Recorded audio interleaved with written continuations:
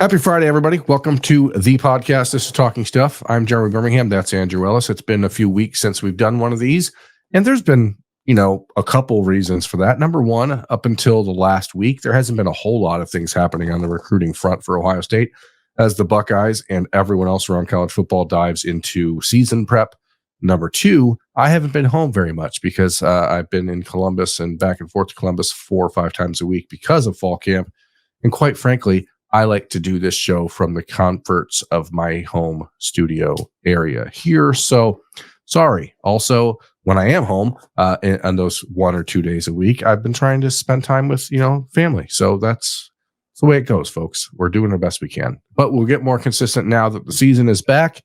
Recruiting is back. We are into the beginning of high school football around the country. We are 1 week away from recruits being able to make visits again to campus. That will start on the 31st of September, the first game of the season for Ohio State, or 31st of August, sorry. So a lot of things that will be coming down the pike for Ohio State. But before we get to that first game for the Buckeyes, Andrew, how is life in your new home? Are you settled in? Or is there anything that you've realized, oh crap, we forgot to bring this from the old place? No, not really. Just, we need some patio furniture, finally getting the water softener installed tomorrow.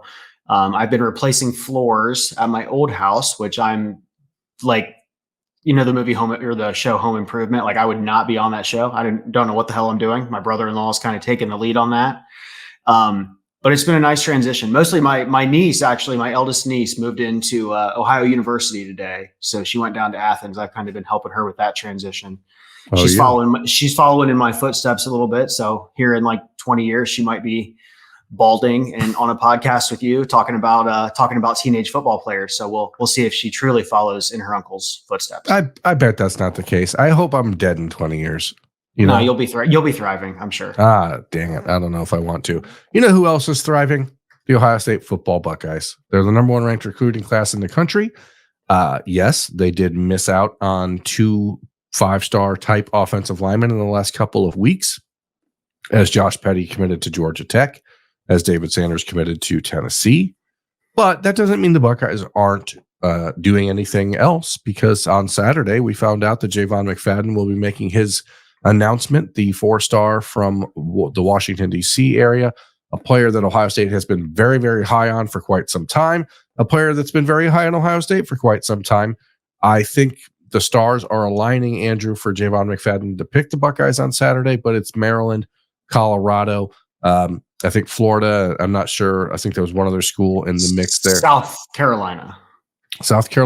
And South Carolina and the DMV is always a little bit concerning for people, as we've noticed in the last couple of years with Nicholas Harbor and Dylan Stewart and others. But I think Ohio State's in the position to win this one on Saturday. I would be somewhat surprised if they didn't, but anything can happen in the world of recruiting. Andrew, does Javon McFadden, providing that he does pick Ohio State on Saturday, does it make you feel any better at all?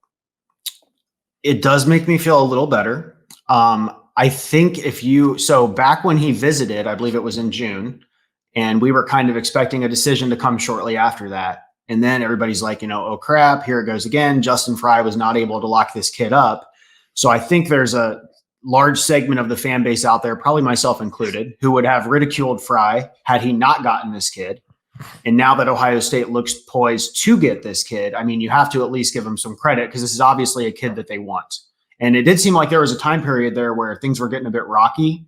And then obviously he comes out with his decision date and the crystal ball started to flow. But yes, this will make me feel better. Is it that 6'7" tackle that is always elusive? No, it's not, but it's another lineman, a good offensive lineman. So I am pleased with this development, assuming it happens. Yeah, I mean, that's the thing. We're about 24 hours away from the announcement, and we'll see if it ends up going Ohio State's direction. The reality is there's been no official visits taken anywhere else. Okay, Ohio State was the one place that he took a trip this summer. It's the program that everyone has had circled for Javon McFadden since basically January or so.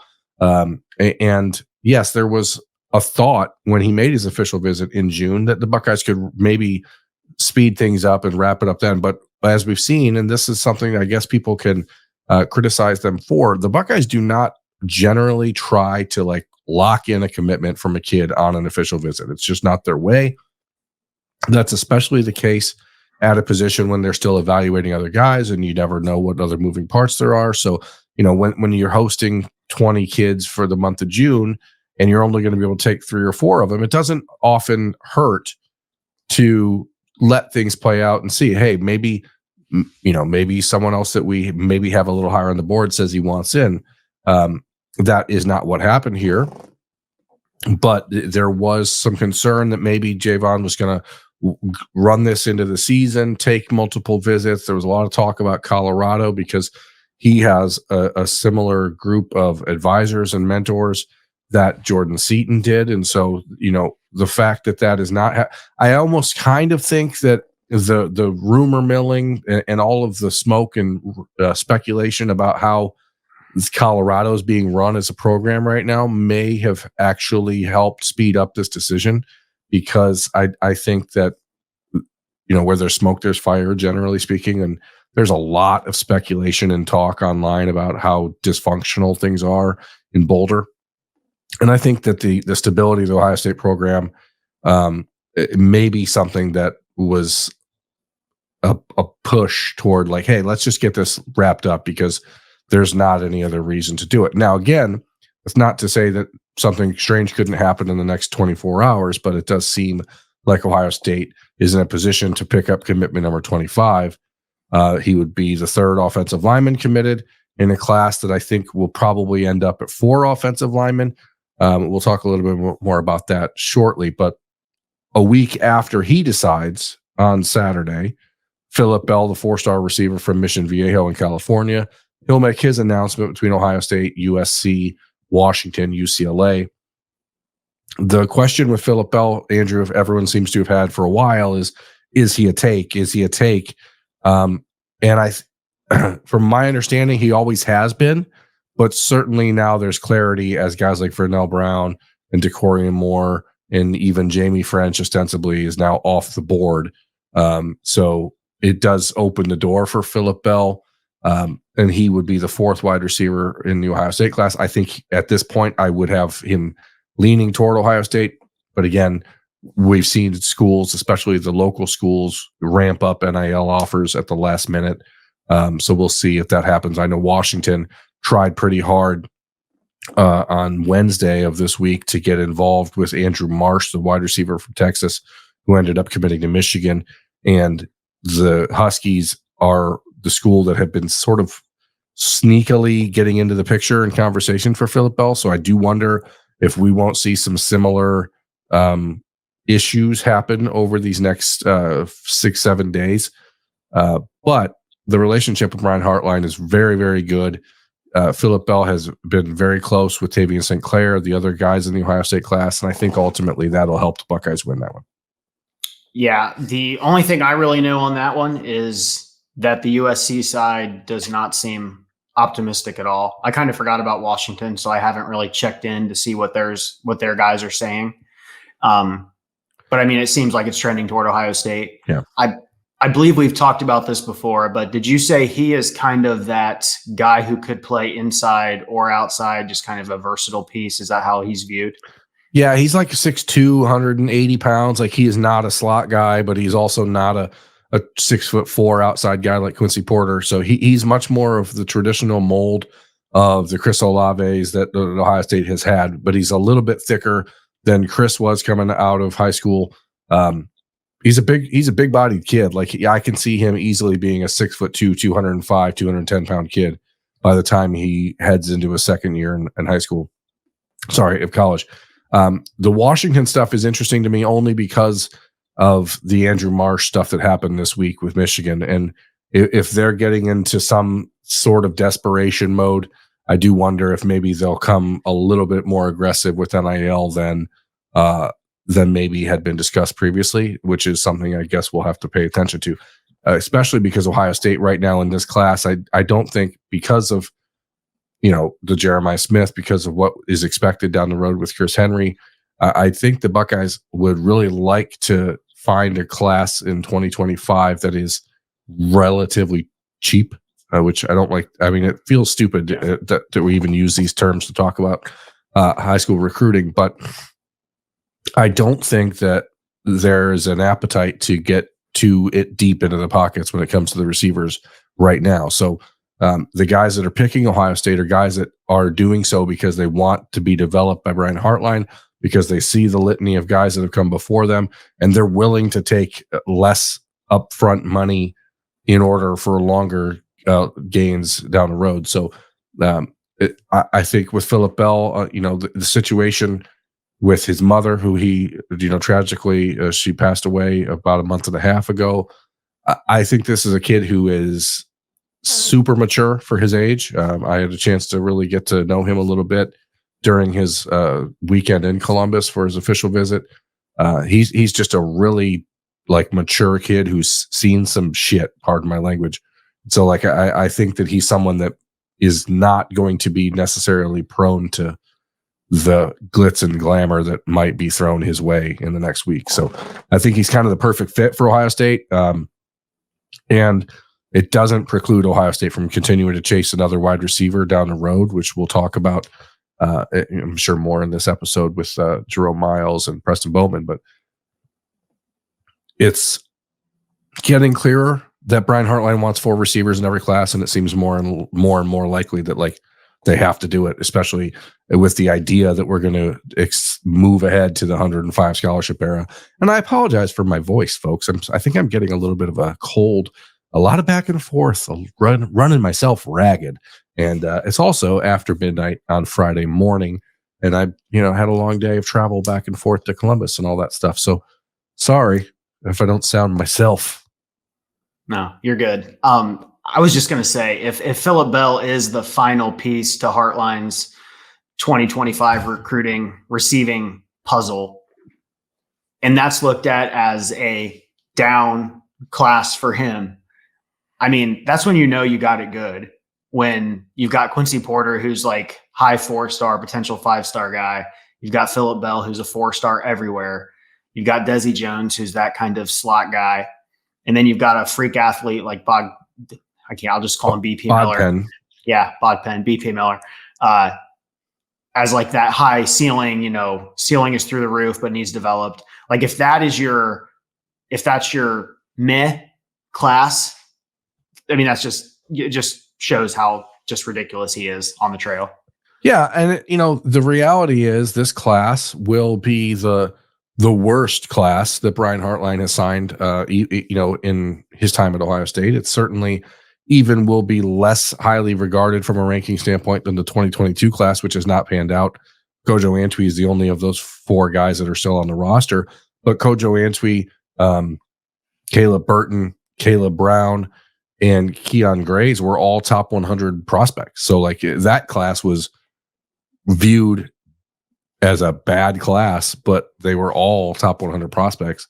This class is certainly more developmental, but we're going to find out and really see what makes Brian Hartline the country's best receivers coach, because he's going to be put to the test to find this balance in these recruiting classes in this new world, because the Buckeyes you can't pay everyone crazy amounts of money. So, and just real quick to confirm, I think we touched on it a while back, but for now, the Chris Henry 2025 stuff, keep it on the back burner, as in don't expect that to happen, correct? Yeah. The last I heard was that is unlikely to occur. So I know there had been some smoke about it, and then it ramped up a little bit, but last I heard was that to not expect that. So if there's a 5th receiver in the class, provided again that Philip Bell ends up picking Ohio State in 8 days, the 2 options are going to be Jerome Myles, the 4-star wide receiver from Utah, 5-star, I believe, on 247 Sports, 24/7 Sports, however they want to call it. I don't know. He is going to take an official visit to Ohio State. He has an announcement date set for October 30th. And, we don't oftentimes anymore pay attention to the old rules of recruiting, but generally the rule is that if a player has a commitment date set, it's because they know where they're going already. I think Utah is clearly the team to beat there, but Ohio State is going to get a chance to swing there, and they would take a 5th receiver. Brian Hartline has become very fond of Jerome Myles in a short amount of time, and the Buckeyes are being viewed as like one of the two finalists in that race. So it's one of two things. The Buckeyes, who are the dream school, which everyone hates to hear, are going to get a real look from him, and he's going to seriously consider choosing Ohio State because of the wide receiver development, because of the fact that it's a team he grew up, dreaming of playing for, or he's using Ohio State as a hat on the table for a big Utah win. So I think either one of those things are equally likely. He wants to visit for a night game weekend in Columbus because of the travel from Utah. Right now, the second week of the season against Western Michigan is a night game. There is no other night game scheduled at this point, so we don't know the time for Marshall game on the 22nd or the 21st of September, and we don't know the time for the Iowa game on the 5th of October. So I think he could be at either one of those two games. So we'll see. I don't think the Buckeyes would have him in town for the Western Michigan game on the night game on the second week, but something to watch. He's definitely a player the Buckeyes are interested in, and they would absolutely take 5 wide receivers. Absolutely. So where do we go on the offensive line? If Javon McFadden commits to Ohio State on Saturday, you've got 3: Jake Cook, Carter Lowe, Javon McFadden. If you pencil all those guys in, right now, and I know people are going to scoff at it and laugh at it and say, no freaking way. I think the most likely 4th would be Micah DeBose, the commitment to Alabama, who lives in Alabama, is from Cleveland. I know that's going to draw the ire of people who think there's no reason to ever be optimistic about anything. But everything I keep hearing on that front is that there's a real interest there, that there has been a real interest there. Micah DeBose did take an official visit to Ohio State, and then he committed to Alabama 6 days later. So the conversation has been steady. It has been consistent with not just the coaching staff, but with Jay Cook, with Carter Lowe, with Tavian Sinclair, with the whole, the real leaders of the recruiting class. Now, is that a situation that bears monitoring like super close right now? I don't think so, but like there's 4 months to get to signing day, and I think the Buckeyes are in a position there, especially because of the way the Alabama offensive line class is currently set up, which is like 5 deep, and it's all very high profile guys, 5-star offensive linemen from Texas, from Pennsylvania. I think there's at least a small percentage chance that like Micah DeBose could see himself having a better opportunity at Ohio State with who he'd be coming in with. Does that make sense? Yeah, I mean, that part makes sense. But the other day, I can't remember if it was at Roosters or on one of the dailies when you brought him up. I listened to that podcast and immediately texted you and asked you, why the hell are you doing this? Because I just, we've been through this so many times. And this is obviously not a David Sanders type of player. I don't even know if he's going to be a tackle in college. I don't know. Hopefully, if they're going to get him. But I don't know. As far as the offensive line goes, I feel like I would be watching somebody like maybe a Nolan Davenport or that other Ohio kid that's committed to Kentucky. We don't talk about a lot. Big athletic kid, undersized. I can't remember his damn name. There was some other kid. I just went through the Ohio rankings the other day. I'm not going to put a lot of stock in Micah DeBose unless there's like some buzz elsewhere. Not that I don't trust you, but I'm not going to do this to myself again. So.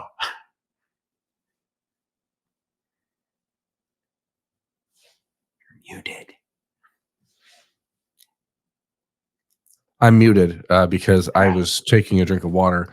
I think, Andrew, honestly, that's probably the fair approach. Like, that should probably be the approach for a lot of positions around the country. That, like, yes, it'd be great if it can happen, but I don't know that people should get super into it. I don't know that I would not expect there to be much in the way of like an outward facing effort, or I don't think we'll see Micah DeBose like publicly flirting with Ohio State. I just know that with the family ties in Columbus, with the relationships that he's had with the coaches, and the relationship that he has with the current class, like, he is the guy that the Buckeyes are going to be efforting toward heavily. Like, I know that.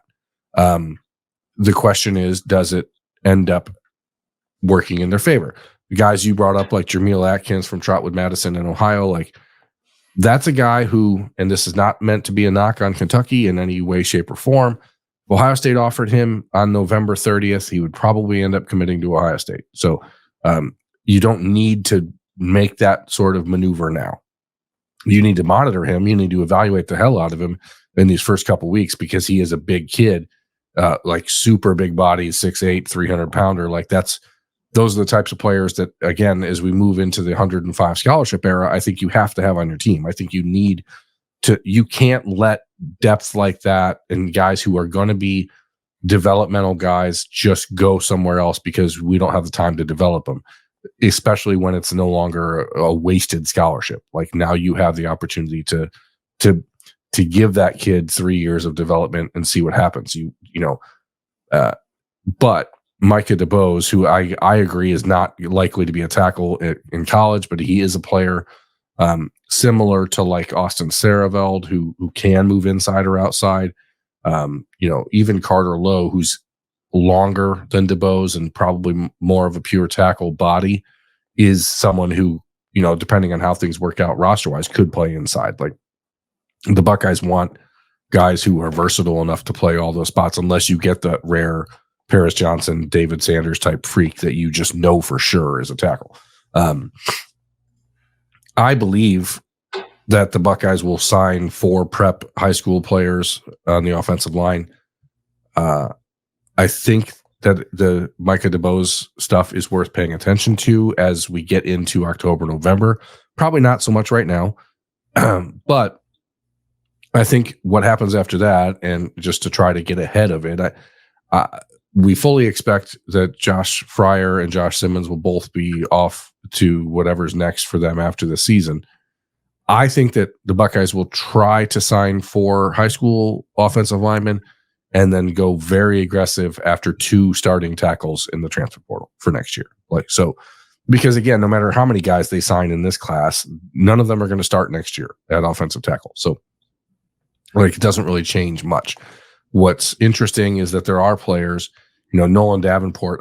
My personal belief is that ship has probably sailed based on the way that the recruitment unfolded in end of spring, early summer, where Ohio State saw him at a showcase. He then came back and camped, did not get an offer, committed to Wisconsin the next day. So I assume he was given a fairly clear-cut answer from Ohio State to say, hey, man, we love you as a person, but we just aren't going to be able to do that and bring you in. Again, I'm going to keep repeating it. In the 105 scholarship era, I don't know why you wouldn't have offered Nolan Davenport or why you wouldn't try it now. But Ohio State, in a situation like that with an in-state player, if they aren't sold, if they aren't 100% convinced that he's going to say, yes, I'm coming to Ohio State if you offer, then they're just not going to offer, because and I don't think that they would have that assurance from Nolan Davenport at this point.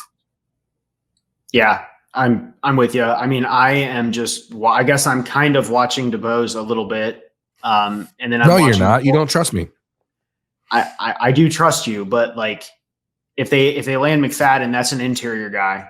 Jake Cook's an interior guy. I mean, they need tackles. We say this literally every year since I don't know, Y2K, but they need tackles. And if Davenport's out of the picture, if the kid from Trotwood is more of like a probably not. Jermeel Atkins is a project.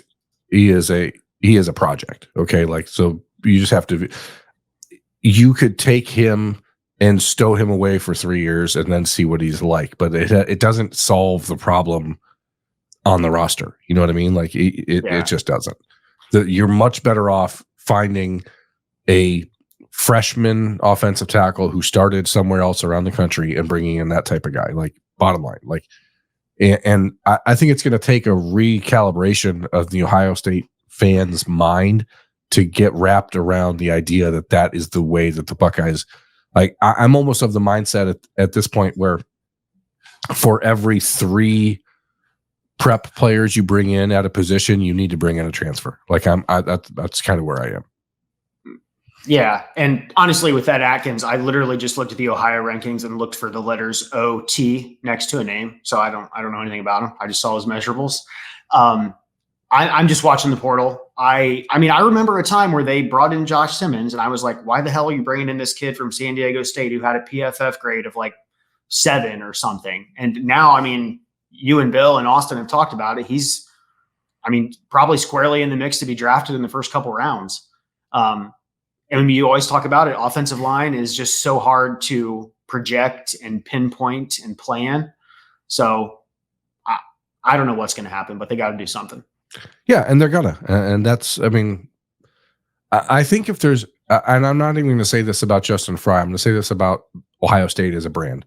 Like at some point, you have to give them a little bit of leeway and a little bit of the benefit of the doubt. Like Ohio State as a program for 100+ years does not settle for mediocrity. Like if Justin Fry's recruiting does not get to the level of where other guys are, then Justin Fry will not be at Ohio State. Like that's the bottom line. So this now, I don't know how you necessarily quantify that, because it's hard to suggest that if he finishes this class with Carter Lowe, who's a borderline 5-star across the industry, and Micah DeBose, who's a highly ranked player, and Javon McFadden, who's a highly ranked player, and Jake Cook, who is elevated himself to be a 4-star prospect across the country, and then you sign 2 good offensive tackle prospects in the transfer portal. Like that's pretty good. So like I think that we're all victims of the moment sometimes, and slaves to the moment, and say like, hey, you didn't get David Sanders, but like it's August 24th. There's still 4 months until signing day. Let's see it unfold. And Ryan Day, showed people a year ago, and I think it's actually somewhat funny in retrospect, because if you look at the safety class from a year ago, right, there was so much hand wringing about KJ Bolden, and oh my God, they're only going to sign Leroy Roker and Jalen McClain, and oh, these guys aren't very good. And I'm telling you, like being around practice and talking to people, the staff loves both those guys, and they're both lost their black stripes already. Leroy Roker has been on campus for a month and a half and is being compared to Malik Hooker. Jalen McClain is probably, he's battling to be safety number 3 behind Lathan Ransom and Caleb Downs. And then you added Caleb Downs at the end of last year. And I heard about that. Yeah. And then Perry Eliano got fired. You know what I mean? Like, so Perry Eliano was obviously not winning the big battles on the recruiting trail, but his evaluations and the things that he was doing and the guys he's brought in have been good. Malik Hartford is good. Jalen McClain is like, so there is at least some, I think, nuance to that, and some way to have a nuanced conversation about like what is actually successful for Justin Fry. And just to say he needs more commitments is maybe is true, but I brought it up on Snap Judgments on Thursday night from the Woody. I've already seen people on the Ohio State message boards at Rivals.com, on Twitter, as the news broke of Javon McFadden's commitment coming up on Saturday, people say, "Oh, is he not even good? He's not even good enough." I don't understand the argument. How I thought a week ago, all of the conversation was, well, if David Sanders doesn't come here, you don't have anybody else to come, then that's the problem. So now you have potentially an addition of a high 4-star offensive lineman, and now the problem is that he's not good enough. It's like I don't think you can have it both ways. No, you can't. And as I said back in June, when he visited and left and didn't commit, people were freaking out because Ohio State let him go without committing. Now he's going to go end up elsewhere, and now everything's kind of coming full circle, and things are looking good there, I guess. So yeah, and I'm just going to throw this out there, and this will, I'm sure it'll get clipped or end up on some, like, I would not be surprised if, and there was a lot of discussion about Javon McFadden in the Colorado thing, and maybe he was going to go be there with Jordan Seaton, et cetera. I'm not going to be at all surprised if in December, when signing day is happening, and if Javon McFadden has committed to Ohio State and is signing with Ohio State, that the discussion is the other way, and that people will be talking about Jordan Seaton at Ohio State. So that's that, if from a Buckeyes perspective, if you can sign McFadden, and again, a big if on DeBose and Jake Cook and Carter Lowe, and then you can bring in Jordan Seaton a year later. Like, is that a problem? Is that going to satisfy people? Like, I don't know. So I would be satisfied with that. I just would like to hope that there's not any NIL technicalities in play like we saw for a certain tackle down in College Station this offseason. So that was unfortunate. But that's the reality. We're living in a crazy world, man. Like the NIL stuff, the way college football is now, like it's always been hectic in the last couple of months leading to signing day. And now we're talking about things on a nuclear level that like are just impossible to keep up with. But there are some of the old rules still in place. Like, hey, recruiting Florida is freaking weird, man. Okay. So when Jarquez Carter commits to Ohio State on July 18th and he's in Gainesville visiting Florida a week later, like that's weird. He's going to be back there next Saturday when they take on Miami. That's a problem. TJ Alford is going to take an official visit to Florida State after taking 4 official visits elsewhere already.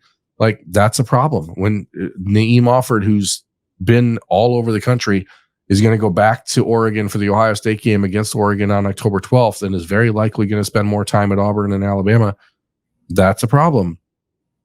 But, when Zahir Mathis, when all of this discussion and rumor about him right now is whoever the highest bidder is, he's going to go to, like, that's a problem because I don't think Ohio State's in a position to get uber aggressive on a player that they view as a guy that's 2 or 3 years away. So, we're going to enter some interesting months here. I think if people want to be negative and view things from when is the other shoe going to drop on this recruiting class? Because it's number 1, but it won't stay there. Like those are the 4 guys I think that are the biggest concerns heading into the season. Which one's your biggest concern, Andrew? I think first of all, when you say that's weird or that's a problem, a lot of times you're essentially just saying that's Florida, because that's just how things go down there. I don't really know which one. Like I'm not he's a good player, but I haven't been as invested in Jarquez Carter as I have been some of these other guys. I know Auburn is viewed as the biggest threat for Naeem Offord, and he's going to go there 1,000 times this fall. I know we've all seen what Oregon can do on the trail with DeCorian Moore and Trey McNutt and Dorian Brew. I don't love him going there for that game, but also he's going to have a chance to watch the team he's committed to as well. Now, if he goes there and Ohio State loses by 40, that'll be a tough look. Alford, though, I think might be at the top of my list as far as the one I'm worried about. And I have no reason for that. Just that's weird. That's strange. That's Florida. I know there has been times where Florida has been the team, and then I think there had been Miami chatter, and maybe it's now just Florida State's turn, or maybe Florida State's always been the top contender. I don't know. But it just seems like there's some family dynamics that will make that one hard. But I assume James Laurinaitis is up for the challenge, so we'll see. I think that's what makes the TJ Alford discussion feel so kind of weird. Like TJ Alford has done everything right, and when it comes to his Ohio State commitment, he has said all the right things. He is involved in recruiting other players for the Buckeyes. He's grown very close with Riley Pettijohn. Like he's done a great job communicating with the staff about his other visits. He's going to visit at least once during the season. Says he wants to get up maybe twice or 3 times. Like he's doing everything that a commitment who is very solid would do, but yet there's still always the really weird discussion about other schools. And I think that's hard because like we know from having TJ on Bermanology a few months ago, like there's no hiding the fact that people in his family are like, hey, we'd prefer you stay close to home. So like even when a kid is doing everything right, to still be worried that it's not good enough or that it's not going to stick, like that makes it feel kind of like, man, what's the point of recruiting? What's the point of following this stuff? On the other side, Jarquez Carter, like Florida, the University of Florida is 30 minutes away from his house. I don't think when he committed, anybody in the Ohio State like fan base was really like, hell yeah, we got Jarquez Carter. And I'm not saying that I think that's wrong because he's really good and like very quick, very strong, like a very good defensive tackle for what Ohio State wants, and because he's a player that can play multiple spots on the line and plays with a mean streak and a nasty edge. But I think people are like, oh, well, he's a defensive tackle. We've already got 2 others committed. He's from Florida. And then everyone still sort of got their eyes on Malik Autry or Jakeem Stewart. And so like, who cares? But like, it matters. Ohio State's put time and money and an investment of resources and, recruiting effort into getting a commitment from him. So like, it's hard to just slough it off entirely. And then there's name offered where like Alabama, in the state of Alabama, there is no NIL availability for current high school players in Alabama.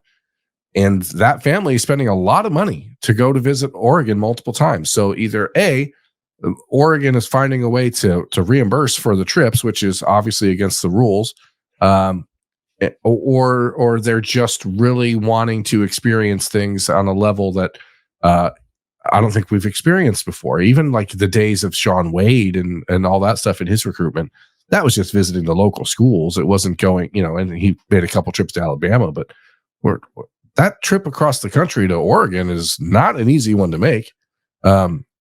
And it's pretty expensive. I just bought my plane tickets to go out there for the Ohio State and Oregon game this week. And I mean, for just me traveling for direct flight from Detroit to Portland was $1,000. So like, I bet it's more than that from whatever airport he's flying out of.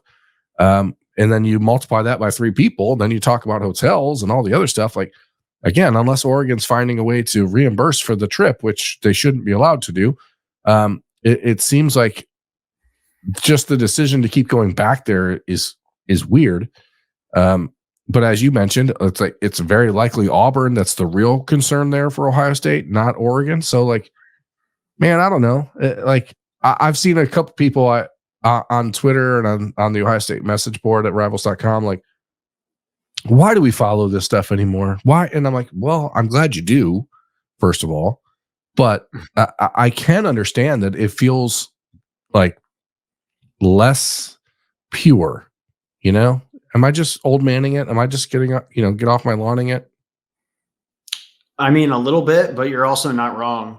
You're not wrong at all. I think the Justin Scott recruitment was the one that really made me. It broke you? It really broke. It just broke me, destroyed me. But I rebounded and I'm still here talking to you. But I can totally understand that mindset. I'm not going to lie. Yeah, it is hard. Zahir Mathis, like, he's a kid who committed to Ohio State pretty early, and he has a difficult home life. Like, there's a lot of things. So I can understand, like, hey, if one school wants to give him 10 times the amount that the other one does, like, it's hard to argue. And that's what makes this difficult, because every kid and every prospect is in a very different situation than the next one. But from an Ohio State perspective, it's like, you do everything you can here to put yourself in the right position.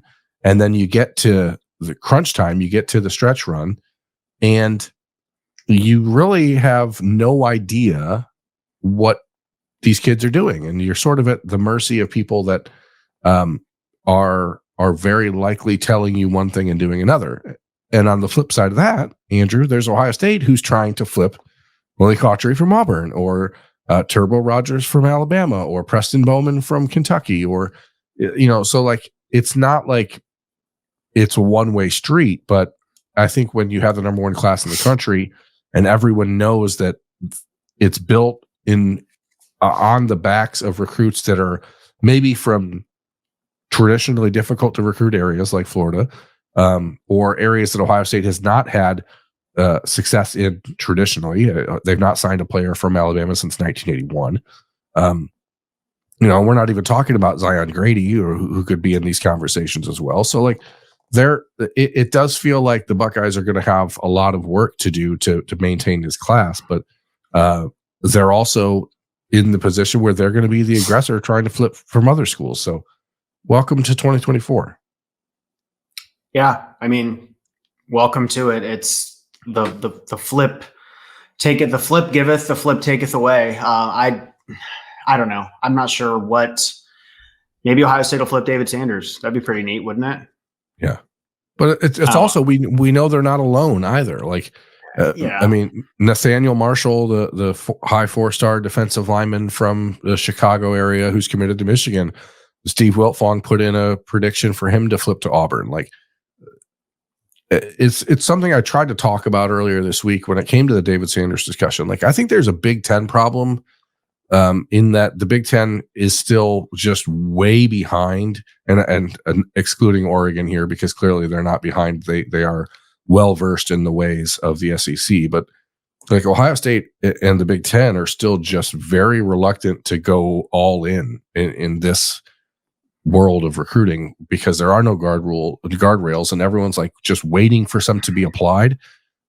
When they're not, like, you better be willing to strike while the iron's hot. And I don't know that the teams around the league are willing to do that, which feels weird, especially at Michigan, considering they just cheated their way to a national championship. I did hear about that. Yeah. Why wouldn't they be willing to do that in this regard? Yeah. I mean, when the guardrails are not in place, just do what you got to do. If you got to buy a 5-star kids, parents, a yacht or a mansion right next to the stadium or whatever, I would just do it. That's just me as the fan, not me as the guy who's funding all of this and running the collectives, but that's just me. Yeah, I mean, you got to find someone to be willing to pay it, I guess. That's the other part. You have to find boosters who are willing to invest their money into something that they're going to get no return on. That's the hard part. I just need another drink of water. I'm really sorry about that. It's cool. Just don't mute yourself. I did mute myself, but I remembered to unmute myself. There you go. Anyway, like, just be prepared, folks. The next couple of weeks are going to be kind of weird. You're going to see about Ohio State commits visiting elsewhere. You're going to see about Ohio State hosting commits from other places. We are entering the silly season, and those 4 Ohio State commitments, Zahir Mathis, Jarquez Carter, TJ Alford, and Naeem Offord, are ones you're going to hear about a lot. I think that it won't end up all bad. I want to be clear. I'm not trying to be negative. I do think that the Buckeyes are in a position to hold on to pretty much all those guys. We'll see. They'll have to prioritize and see like what it's going to take to do it. But I do think they're in a position to hold on to all of them. Now they may very well lose a couple, but they will not walk away from Naeem Offord or TJ Alford. Unless something crazy happens on the NAL front. Like, that's the bottom line. It's evaluation season. Tonight, Friday, I'm going to be heading to Ontario High School in the Mansfield area to see Bod Penn Miller and his high school teammates take on Lexington, the Minutemen. They have 2025 tight end Braden Fogel on their team, 2026 tight end, sorry. Lexington is the home of Cade Stover, so Braden Fogel, I think, inside of the state of Ohio, I think he's the best tight end prospect in the state in the class of 2026. Michigan's offered him recently. Georgia's offered him recently. A kid that was planning to be a basketball player until about a year ago when he realized, oh crap, I could actually be really good at football, and I'm never going to get taller than 6'4.5", and that's not really worth anything on the basketball court. He's a really good player. Will probably end up breaking Cade Stover's record for career points at Lexington, but his future is on the football field. I think he's going to be offered by Ohio State within the next couple of weeks. I don't think it'll happen like this weekend, but I'm excited to see those two square off. Bod Penn will be matched up against Braden Fogel a lot of times when Bod Penn will be playing defense. So pretty excited to see that. And then excited to see BP play quarterback. He said he's got some weapons that he can throw the ball to this year. So excited to watch that game. There's a lot of high school football that's going to be on your television in the next couple of weeks. Andrew, who in the state of Ohio do I need to see? Who do you want up close and personal reviews of? I mean, I want to know more about Carter Lowe and whether or not he might be able to be a left tackle. And again, I'm not the guy who knows anything about offensive line. I let Bill Landis handle that. But he's up in your neck of the woods. You can watch him. I don't know what kind of competition he's going up against. I'm not familiar with their schedule. But I just would like to know, is there a chance this kid comes in and can play left tackle, even if it's in 2-3 years? Yeah, I mean, I think that there is a chance for that. I will tell you, the way that Ohio State is talking about Carter Lowe recently, they absolutely love what they've seen from him developmental wise over the last year. I will probably see Carter next Friday when Toledo Whitmer heads to Toledo Central Catholic. That will be a good game to get a glimpse of their improvement from Carter. Central beat the living snot out of Whitmer a year ago, but it was because Whitmer turned the ball over 3 times in the first 7 minutes of the game, and it was over by the 6-minute mark of the first quarter. But Carter didn't really get a lot of work because it seemed like teams intentionally load up the field on the other side of him and just don't do it. So it's kind of weird. You don't often see teams scheme that much away from an offensive tackle, but I think Carter, from what I've seen physically, seems like he's getting a little longer, seems like he's thinning out a little bit. I believe he can be a tackle, and I believe he can be a left tackle. So I'm excited to see him next week. But it does bring up a point. I asked people close to the Ohio State program after the David Sanders decision was known, what do you do on the offensive line? And the answer was, we're going to reevaluate everyone. So, I brought up the name Avery Gatch here a few weeks ago. That is not going to happen unless something terrible happens to Michigan. So I don't think that that's one to really worry about or think about. But, we already talked about Jameel Atkins from Trotwood Madison, committed to Kentucky. Tucker Caddis, who's committed to Kentucky. He's from Cincinnati. He's a Kentucky legacy and a Michigan legacy. I don't think that he's someone that would even flip to Ohio State if they offered. So I know people will ask about him and talk about him, but that would seem to be a difficult pull, especially Michigan only has 2 offensive linemen right now committed. And I wouldn't be surprised if they felt the need to increase the pressure on Caddis, who they had offered early, but didn't really chase hard. So it's a good time of the year, and I'm really excited to just be back and seeing football, especially around the state of Ohio. I can't wait to see Akron Hoban this year. They're going to play, I think they got St. Ignatius on the week of the 3rd week of the season, so September 6th. So that will be Cody Haddad and Will Conroy and the Wildcats versus Hoban, which should be just an absolute banger. That night is also the same night that Quincy Porter and Bergen Catholic from New Jersey come to Massillon. So I'm going to have to probably try to figure out if I can get to both of those or not. But there's a lot of good football coming. Yeah, is there anything on ESPN this weekend? I have not even checked because I've been gone all week. I haven't even been able to check the TV schedule. I was just going to say, I totally forgot to check to see if there was an IMG or a Matter Day or something like that. I know they always do a high school kickoff classic for the first couple weeks, and there's a game or two on ESPN or ESPN2 seemingly every weekend there for a bit. Well, I know Chris Henry and Mater Day in California played Thursday night. So they started their season on Thursday. So there's a lot of good football coming. So yeah, I specifically mentioned Carter Lowe, though, when you asked what you're watching. And really the answer is just offensive tackle. I know there's been talk about him, whether he's going to be a guard or a tackle. You shared your opinion on that. But just what offers go out, whether they're local guys or national guys. So that's what I'm watching. And then looking further down the road, remind me, 2027 wide receiver in state, fast kid, rated really highly already. What's his name? They've offered him from Ohio, Dayton area. Yeah, Brown, Jameer Brown. Javier, something like that. Jameer.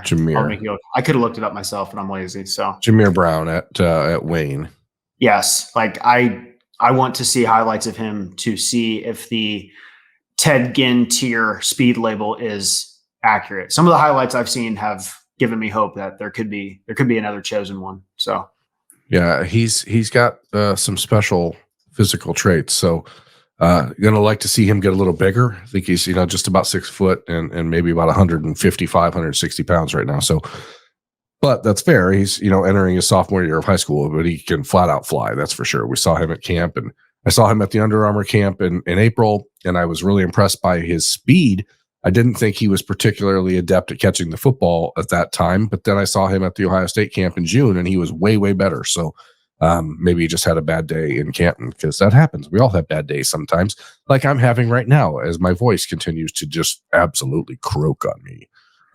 Let's wrap this up, Andrew. 4-minute offense. We are into the wee hours of the night as we record this. It will be published on the tube of you about 11 on Friday. So I don't think anything substantial is going to happen in the world of recruiting between now and then.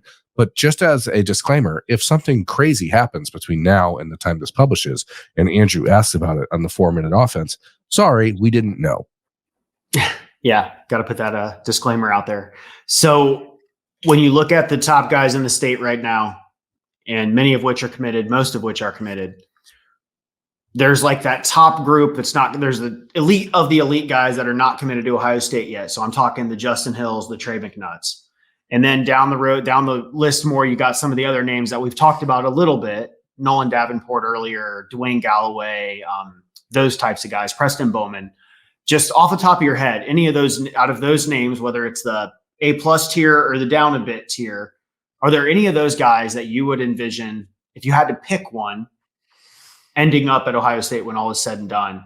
Is there a name right now? I was going to say Preston Bowman, but then with Phillip Bell committing, and I don't know if they would take him to play running back, but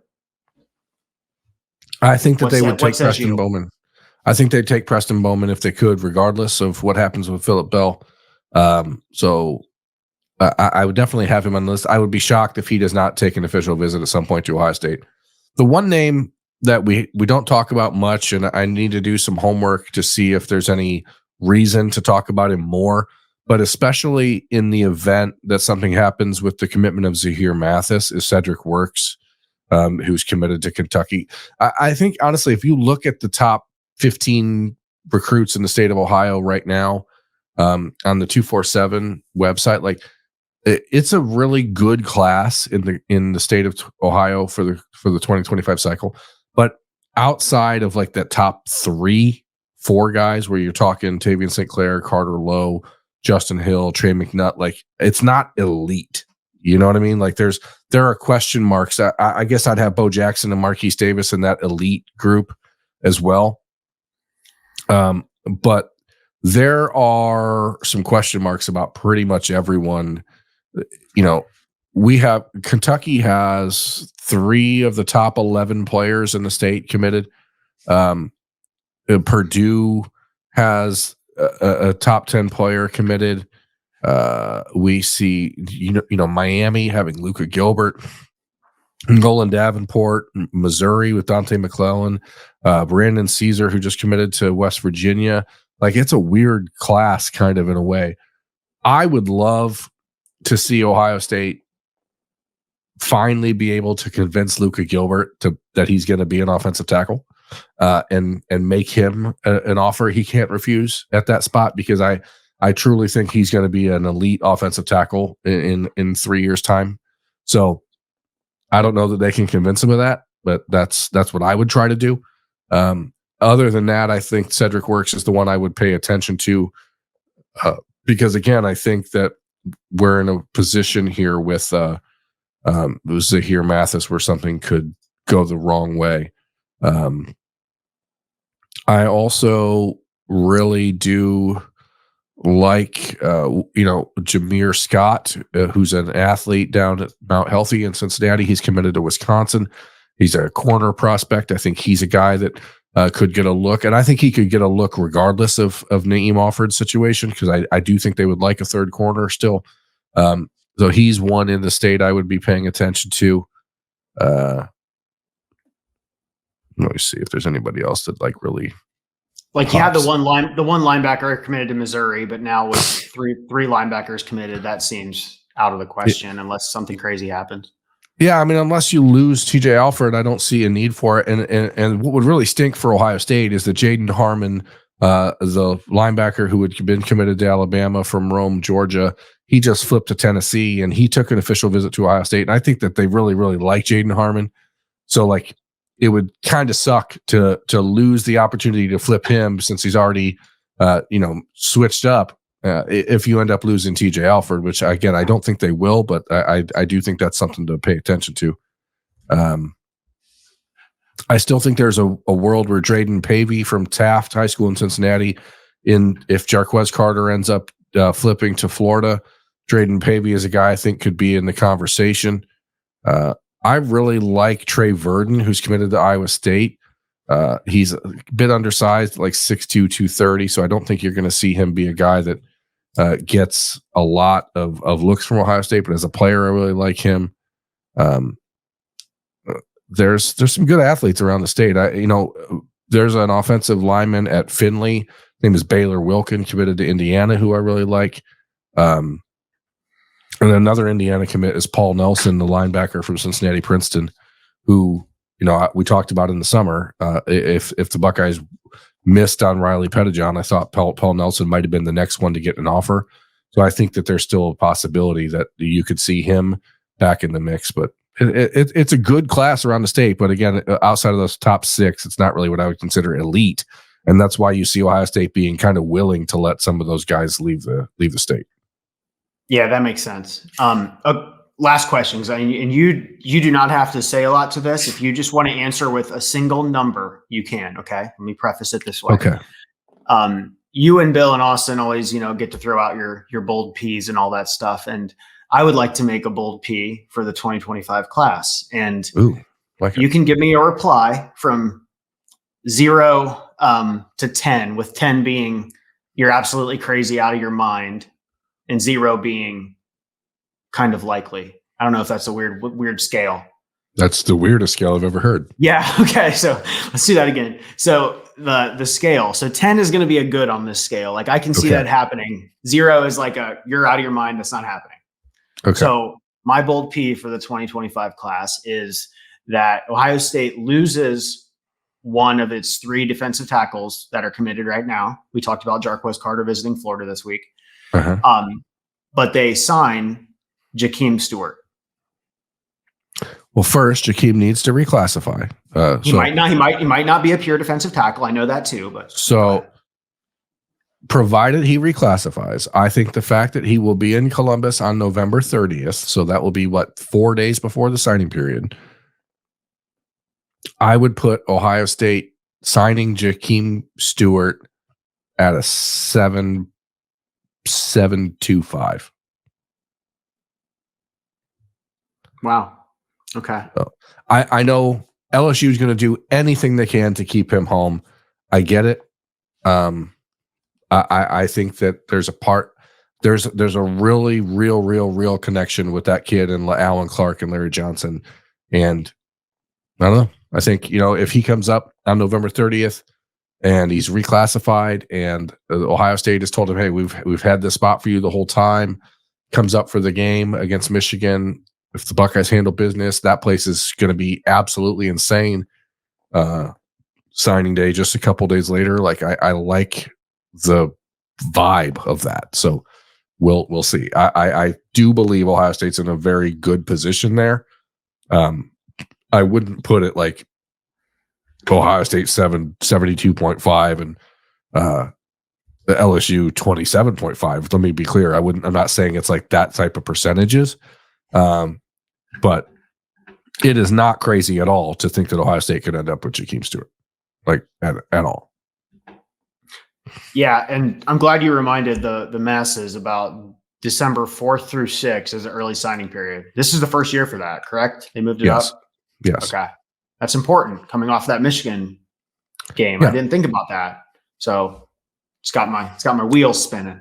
It's also important because it's coming off the Michigan game, and then you have signing period, and then there's a national or the Big Ten championship game the same week. So it's going to be an absolutely chaotic week for everyone. So it's been a chaotic few weeks for us, Andrew. I'm glad we got a chance to get back together and talk some stuff on the podcast. Folks, we do appreciate your patience with us as we try to find like a steady publishing schedule for this show. As I've said before, I just don't think it's fair to you if we get on here and spew the same thing over and over again. I'm not interested in clickbait. I'm not interested in being intellectually dishonest with you about players or or circumstances that are happening. So when we do spend time to get together and do this show, I want it to be something that is valuable and that can be used as a resource, and that is actually talking about things that are happening that are up to date and current. So we think we did that on this episode. If you liked it, please rate, review, subscribe, set the notifications so when things happen on our YouTube channel, you are getting made aware of it. And also, if you're hearing it on Apple Podcasts or Spotify, leave a 5-star review. Tell people why you like the show. If you don't like the show, don't leave a review and don't say mean things, okay? Because we're all people and we're sensitive. And it's the truth is, it's hard to do this every day. It's hard to put your face and stuff on the internet and have people just like, rip you apart. It's getting late and I might be getting emotional. It's like 10 after 1 and I might start, it's the witching hour for me, Andrew. Start crying. All in my feelings, It happens. So anyway, Saturday could be a good day for Ohio State with Javon McFadden. Stay tuned. We'll see how that goes. Until then, and maybe until then, I don't know. I don't think we're gonna have any content for that. If he does pick Ohio State, probably won't talk about it again until like Monday or something on the daily. But that's it. So thanks for watching. Thank you for listening. I hope you all have a wonderful Friday. If you're at Ontario High School as Bob Penn Miller and his team take on Braden Fogel in Lexington, say hello to me. You'll see me on the sideline. I'll be there with a bunch of cameras. So goodbye. Thanks again for watching. Have a great night or day or whenever the hell you listen to it. Bye.